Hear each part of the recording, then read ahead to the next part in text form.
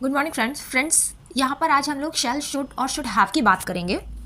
तो सबसे पहले हम देखते हैं here's clear explanation of the difference between shall should and shall have along with 2 examples for each. सबके लिए एक एक एग्जांपल है और साथ में कि कैसे कब सेंटेंस में हमें शैल शुड और शुड हैव का यूज़ करना है ये देखेंगे। तो सबसे पहले हम लोग बात शैल की करेंगे। शैल जिसका यूज़ हम फ्यूचर टेंस में यूज़ करते हैं।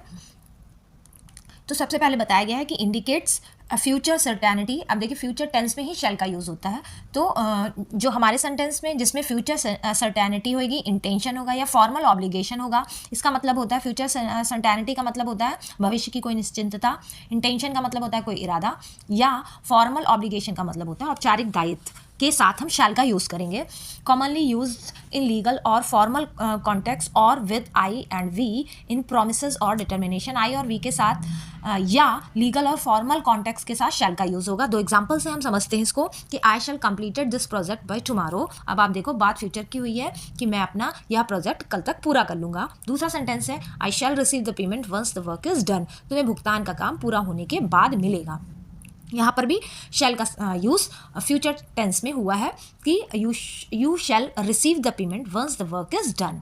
आई होप अब आपको समझ में आएगा शैल का यूज़ हम कहाँ करते हैं। अब बात करते हैं हम लोग शुड की कि शुड का यूज़ कहाँ होता है। तो सबसे पहले एक्सप्रेसेस एडवाइस, रिकमेंडेशन और एक्सपेक्टेशंस इन द प्रेजेंट और फ्यूचर। प्रेजेंट और फ्यूचर में हम शुड का यूज़ करते हैं कहाँ कहाँ, जहाँ पर एडवाइस दी हो, कोई रिकमेंडेशन यानी सिफारिश की गई हो, एक्सपेक्टेशन और कहीं कहीं ऑब्लिगेशन भी दिया होता है जो हम यूज़ करते हैं। एक्सपेक्टेशन का मतलब कोई उम्मीद की गई हो। Employees what is right, proper और एक्सपेक्टेड। तो एम्प्लाइज यानी कोई संकेत कर रहा है, कहीं संकेत करने के लिए कि क्या सही है, क्या उचित है या क्या एक्सपेक्ट किया जाता है। एग्जाम्पल से हम समझते हैं you should exercise regularly to stay healthy. तुम्हें स्वस्थ रहने के लिए नियमित व्यायाम करना चाहिए। यहाँ पर देखिए एक एडवाइस दी गई है जहाँ पर शुड का यूज़ किया गया है। दूसरा सेंटेंस है he should arrive by now the meeting start soon. उसे अब तक आ जाना चाहिए, बैठक जल्द ही शुरू होती है। अब बात करते हैं शुड हैव की। Refers to missed advice, obligation और एक्सपेक्टेशन इन द पास्ट। मतलब ये सारी चीज़ें पास्ट में हुई हो, क्योंकि शुड का यूज़ पास्ट के सेंटेंसों में होता है।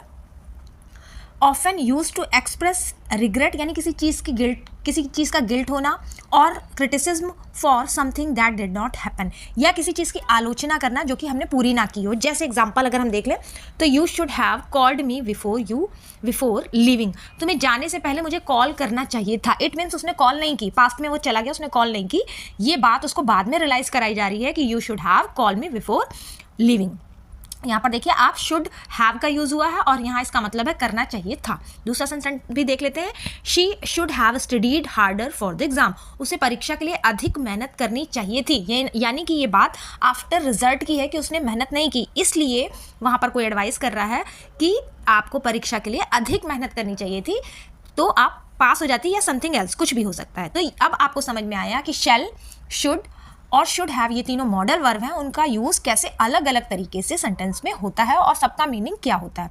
आई होप आपको ये टॉपिक भी समझ में आया होगा। Thank you.